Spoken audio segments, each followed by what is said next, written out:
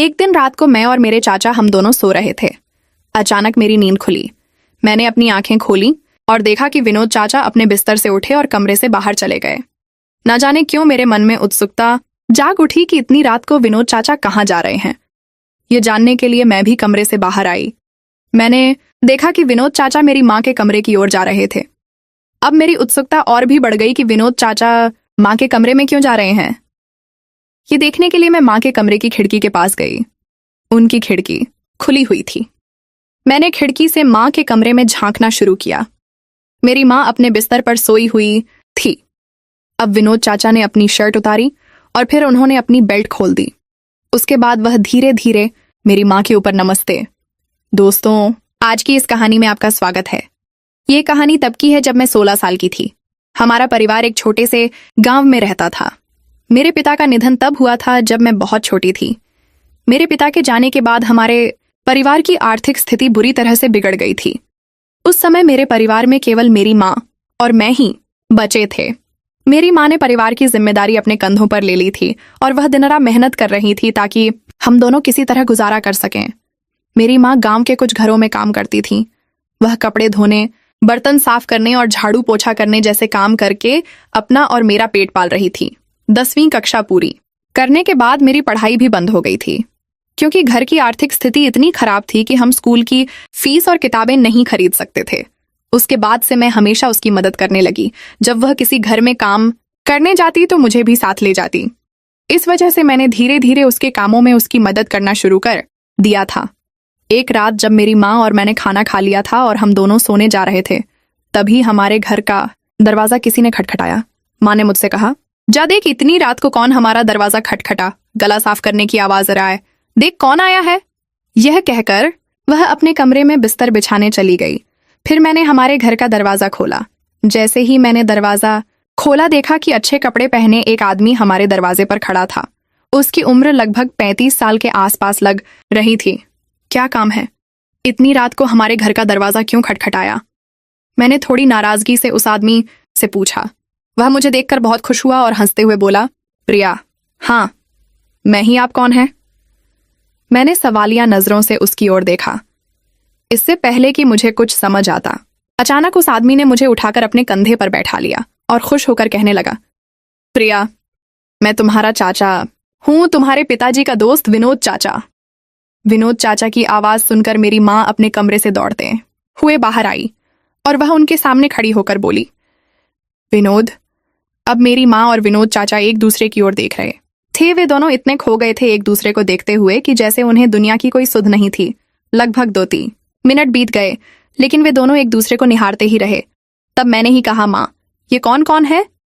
जैसे ही मैंने ये सवाल किया, मेरी आवाज सुनकर दोनों ही अपने होश में लौटे। फिर विनोद चाचा ने मुझे अपने कंधे से नीचे उतारा। मैं अपनी माँ के पास जाकर खड़ी हो गई। माँ के चेहरे पर एक अजीब सी खुशी थी। फिर माँ बोली, प्रिया, यह तुम्हारे विनोद चाचा हैं, तुम्हारे पिताजी के बहुत पुराने दोस्त हैं, इन्हें नमस्कार करो। तब मैंने उन्हें नमस्कार किया और फिर वे हमारे घर में आए। जैसे ही विनोद चाचा घर में आए, आते ही उन्होंने मेरी माँ की कमर पर हाथ रखा। तब माँ शर्माई और वह रसोई में चली गई। जब मैं रसोई में गई तो देखा कि माँ खाना बनाने की तैयारी कर रही थी। मुझे समझ नहीं आया कि हमने तो अभी अभी खाना खाया है, फिर माँ किसके लिए खाना बना रही है? मैं माँ के पास गई और उससे पूछा, अब तुम किसके लिए खाना बना रही हो? तुम्हारे विनोद चाचा के लिए। बेचारे बहुत लंबी यात्रा करके आए हैं, उन्हें भूख लगी होगी, माँ ने चिंता भरे स्वर में मुझसे कहा। मैंने कहा, अच्छा, पर तुम मुझे यह बताओ कि अगर यह मेरे पिताजी के पुराने दोस्त हैं तो फिर अब यहाँ क्यों आए हैं? माँ बोली, अरे यह भी इसी गांव के थे, ये यहीं रहते थे। ये तुम्हारे पिताजी से मिलने हमारे घर रोज आते थे। जब तुम्हारे पिताजी घर पर नहीं होते तो यह मेरी मदद किया करते थे। ये बहुत अच्छे इंसान हैं। उस समय बहुत मजा आता था, हम बहुत मस्ती करते। जब तुम्हारा जन्म हुआ तब ये दुबई चले गए थे और आज इतने सालों बाद लौटे हैं। ये अकेले रहते हैं, इनका कोई नहीं है, इसलिए ये यहाँ रहने के लिए आए हैं। और वैसे भी अब इनके पास मेरे अलावा कौन है? कल सुबह वे अपने घर चले जाएंगे।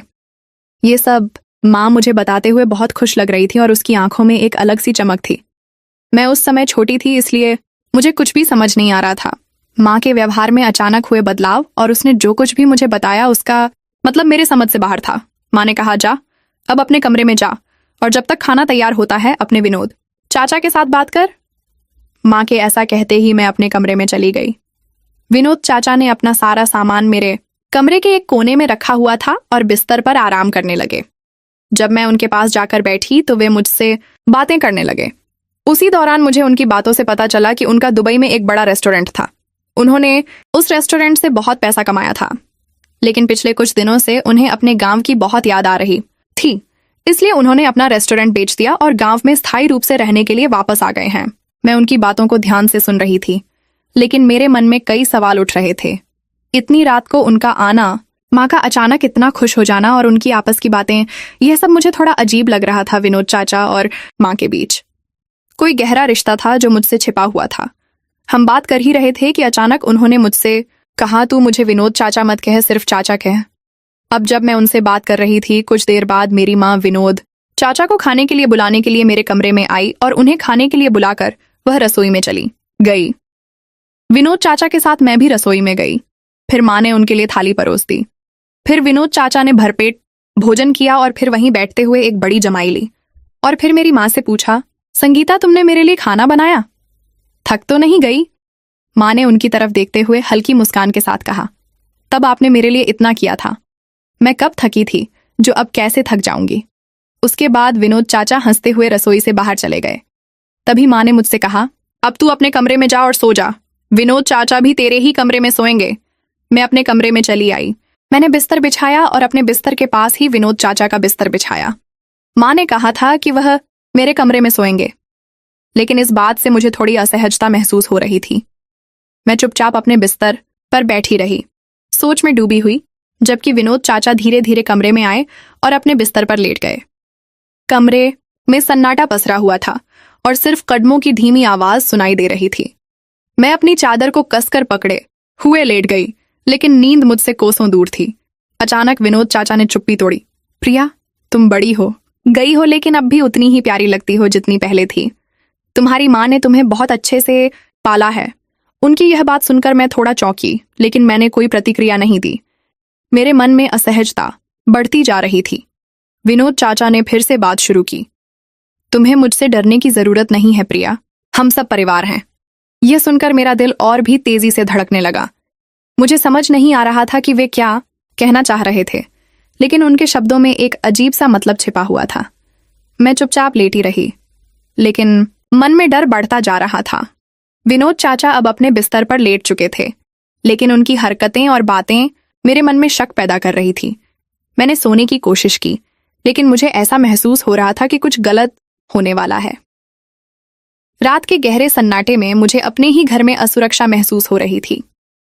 करीब 10 से 15 मिनट बाद विनोद चाचा उठे और उन्होंने कमरे का दरवाजा बंद किया। फिर उन्होंने कमरे की लाइट बंद की और अपने बिस्तर पर लेट गए। मुझे तुरंत नींद आ गई। कुछ समय बाद अचानक मेरी नींद खुली।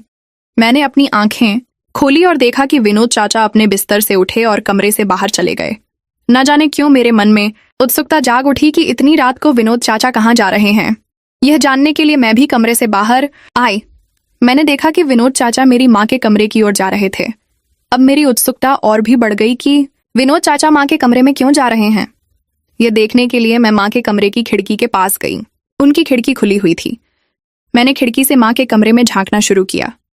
मेरी माँ अपने बिस्तर पर सोई हुई थी।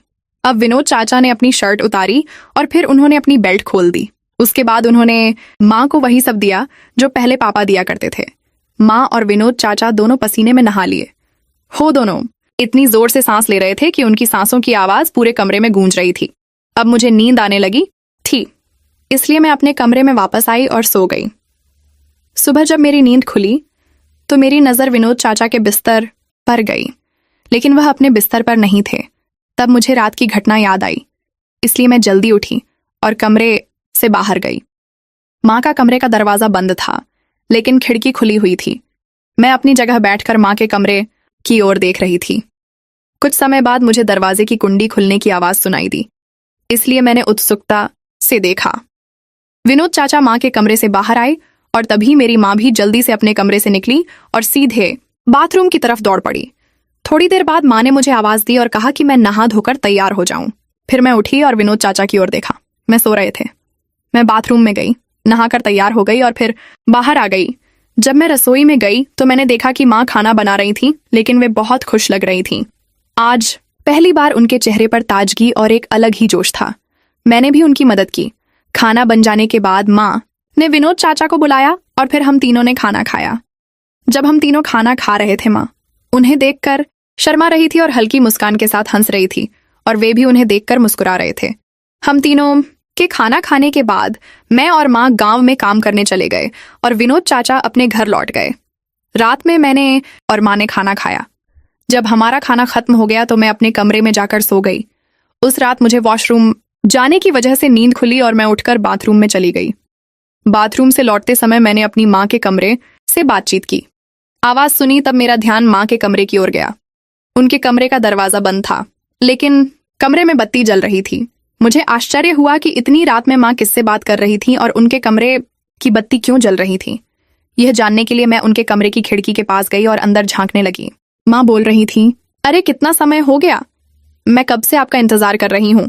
विनोद चाचा बोले, अरे मैं गांव में अपना रेस्टोरेंट की दुकान खोलने वाला हूँ, इसलिए मैं गांव में एक जगह देख रहा था, लेकिन उस जगह का मालिक दूसर